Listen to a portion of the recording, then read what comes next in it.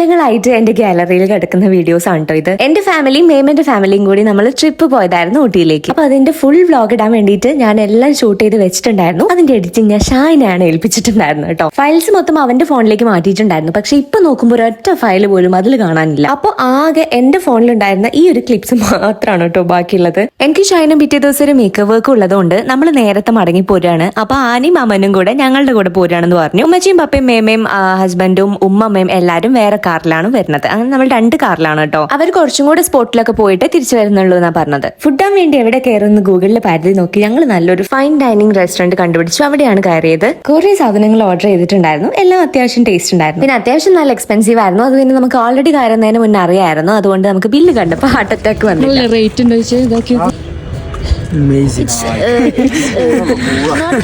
ഊട്ടിയിലെ ഒരു fine dining restaurant ആണിത്. പേര് the periodic table. Next time നിങ്ങൾ വരുമ്പോൾ ഒന്ന് ട്രൈ ചെയ്ത് നോക്കൂ.